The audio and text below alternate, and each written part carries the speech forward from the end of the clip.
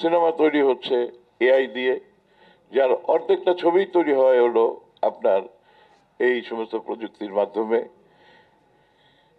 Film industry, গানের industry, সমস্ত industry আজকে এই প্রযুক্তির কারণে অনেকটা আঘাতপ্রাপ্ত এবং বিলুপ্তির পথে।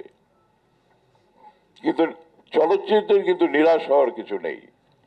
প্রযুক্তি যতই আসুক, পরিচালককে লাগবে। প্রযুক্তিকে বলতে হবে আপনি এইভাবে একটা ছবি করেন, সেটার জন্য আমার মেধাবী পরিচালক লাগবে, শিল্পীকে লাগবেই।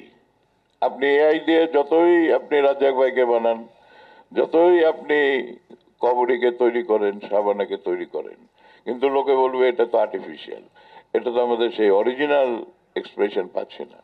সুতরাং শিল্পী কিন্তু হচ্ছে আমাদের র মেটেরিয়ালস অন্যতম একজন। লেখককে লাগবেই। আর্টিফিশিয়াল যে ইন্টেলিজেন্স, তাকে বলতে হবে যে এইভাবে আমার ছবির একটা চিত্রনাট্য করা দরকার এই পরিস্থিতিতে। তো সেটা তো সবকিছুই এই মানুষকে কমান্ড দিতে হবে। সেই ক্ষেত্রে আমাদের মেধাবী জেনারেশন, পরবর্তী যে জেনারেশনকে চলচ্চিত্র নিয়ে কথা বলতে হবে, জানতে হবে, বুঝতে হবে।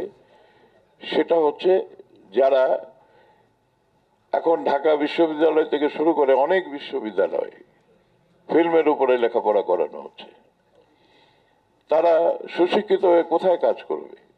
তারা প্র্যাকটিক্যাল অভিজ্ঞতা কোথায় সঞ্চয় করবে? ইউনিভার্সিটিতে তো সেই সুযোগ নেই। আমাদের এই এফডিসিতে, আমাদের চলচ্চিত্র প্রাঙ্গণে তারা এসে প্র্যাকটিক্যাল অভিজ্ঞতা নিতে হবে।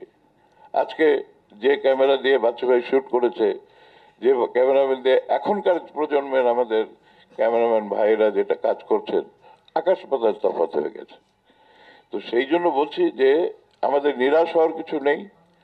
আমরা যারা এখানে চলচ্চিত্রের প্রেমী হিসেবে বসে আছি, আমার সিনিয়রিটি এবং আমার অভিভাবকত্বর যে পর্যায়ে আমি এখন পৌঁছে গেছি, আমার কিংবা আলমগীরের কিংবা হায়াত ভাইয়ের, ঝন্টু ভাইয়ের, আমি মনে করি যে আমাদের ব্যক্তিগত কোনো রকমের আর চাওয়া পাওয়ার কিছু নেই।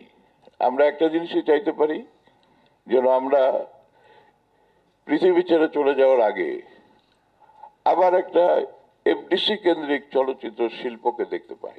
বাচ্চু ভাইয়ের আত্মা তখনই শান্তি পাবে যখন বাচ্চু ভাই দেখবেন যে এই শুধু বাচ্চু ভাই না, বাচ্চু ভাই, রাজ্জাক ভাই, কবরী, ফারুক, জাফর ইকবাল, আমাদের যারা সমসাময়িক, তারা সবাই শান্তি পাবে যে এই চলচ্চিত্র শিল্প আবার তার অবস্থানটাকে ফিরে পেয়েছে, আবার একটা সুন্দর করে এখানে কর্মচাঞ্চল্য হচ্ছে।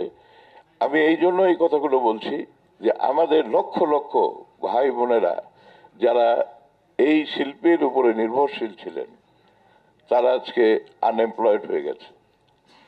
আমরা তো তাদের সবার খোঁজ খবর নিতে পারি না, আমরা তাদের দুঃখ দুর্দশাকে ঘোচাতে পারি না। আর এই দায়িত্ব নিতে পারে শুধুমাত্র সরকার। এই দায়িত্ব শুধু নিতে পারে সেই সরকারকে অবহিত করার জন্য আমরা চলচ্চিত্র শিল্পের সঙ্গে যারা সংশ্লিষ্ট আছি, এবং সেটাও হচ্ছে কাজের মাধ্যমে আমরা এই সংস্কারটুকু করতে চাই, এই এমপ্লয়মেন্ট অপরচুনিটিটুকু তৈরি করতে চাই।